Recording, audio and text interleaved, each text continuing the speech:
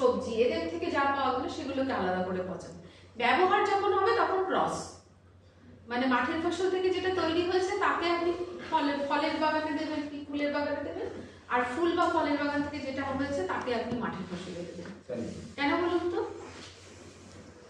কারণ হচ্ছে এই দুদলের মধ্যে বৈরী আছে কোথায়? রোগ পোকার ক্ষেত্রে। কোনো রোগ পোকার জীবাণু বলুন, আগাছার বীজ বলুন, যদি থেকে যায় ওই সারের মানে ওই জৈব আবর্জনাগুলোর সাথে, তারা যাতে মানে আপনাকে ক্রস ইনফেকশন না করতে পারে। ঠিক আছে, এইটার কারণে। এবার এটা করে কিছুটা সার পাওয়া যায়। কেঁচো সার যদি কারোর তৈরি করার ইচ্ছে হয়, কেঁচো সার হচ্ছে সবচাইতে তাড়াতাড়ি তৈরি হয় যে জৈব সার, সেটা হচ্ছে কেঁচো সার।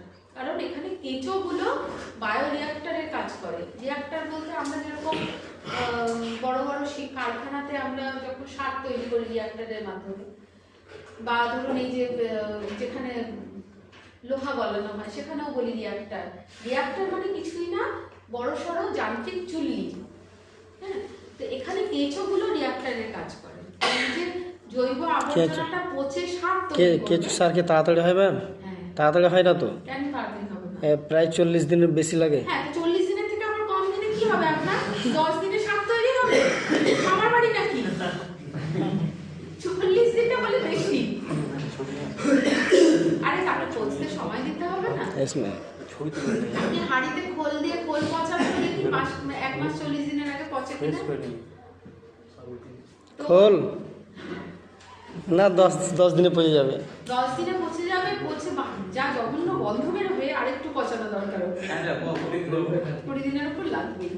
এবারে খোলটা তো ইটসেলফ একটা ধরুন কনসেন্ট্রেটেড অবস্থায়, মানে অনেকে আছেন এমনিও মাটির মধ্যে খোল দিয়ে দেয়, না পচিয়ে মাটিতেই পচে যাবে। দূর থেকে পুরো ফুল যেন ম্যাম একটু দিকে চলে আসবে। বিচুলি বলুন, বিচুলি বা যে কোনো ফসলের যে নাড়া বলুন, আবর্জনা বলুন, সেগুলোতে প্রচুর পরিমাণে কার্বন আছে, কিন্তু প্রোটিনটা অনেক কম, অনেকই কম, যে কারণে ওর পচতে অনেক বেশি সময় লাগে। এবার সেটা ন্যাচারাল প্রসেসে যদি আপনি পচান, অনেক সময় লাগবে, 4 মাস 5 মাস লেগে যাবে। কিন্তু যদি আপনি ওখানটাতে কেঁচোটাকে ব্যবহার করেন,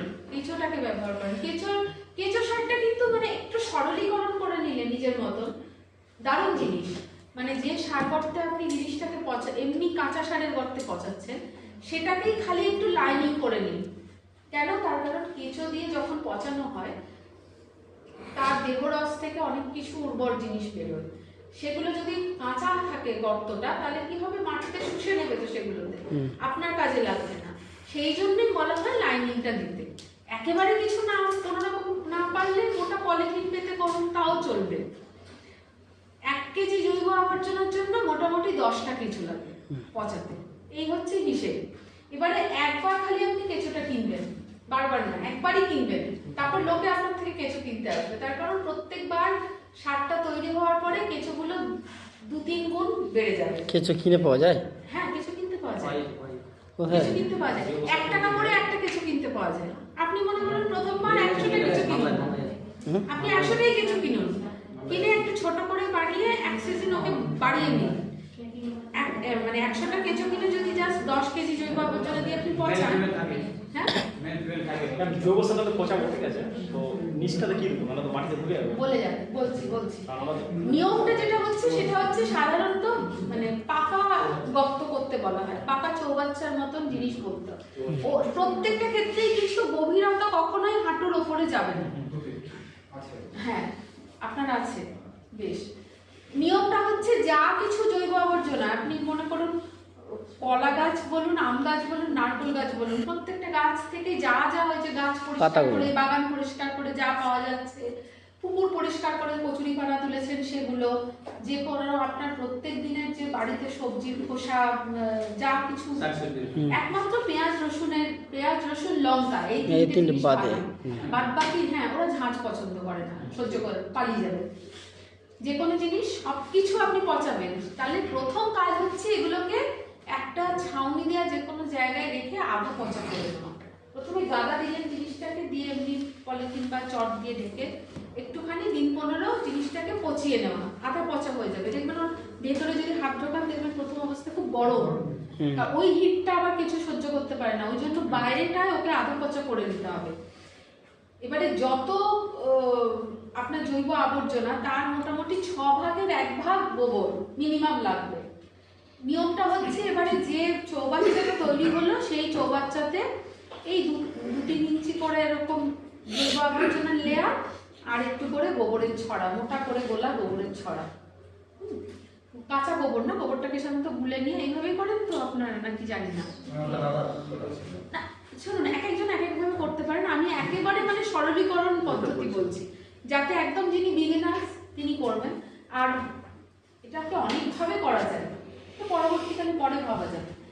এবারে এই যে লেয়ারিংটা হলো পরপর পরপর, যেরকম সেই বিরিয়ানির মাছ ভাত আর মাংস সাজায় ঠিক ওরকম ভাবে জৈব আবর্জনা গোবর অল্টারনেট লেয়ার করে দেওয়ার পর ওপরে ঢিপিতে জাস্ট একটা ভিজে চট চাপা দিয়ে রাখতে হবে, মোটা করে ভিজে চট, আর উপরে একটা ছাউনির ব্যবস্থা করে দেওয়া যাতে রোদটা সরাসরি না পড়ে, বৃষ্টি না পড়ে।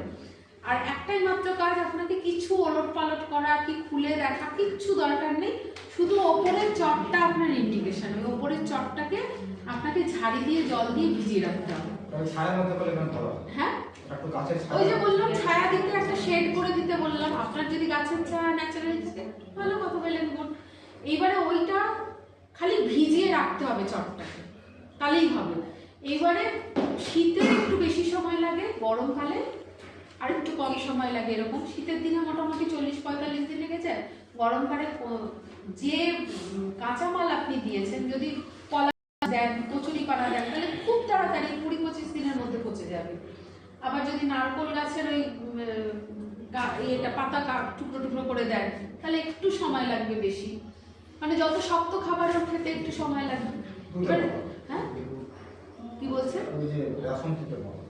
হ্যাঁ এবারে জিনিসটা হলো কি, আপনার ওপরটাতে শুধু কেঁচোটাকে আপনি ছেড়ে দিয়ে চট ঢাকা দিয়েছেন, তো কিছুক্ষণ পর চটটাকে তুলে দেখুন, দেখবেন কেঁচোগুলো একটাও নেই, সব নিচে চলে গেছে।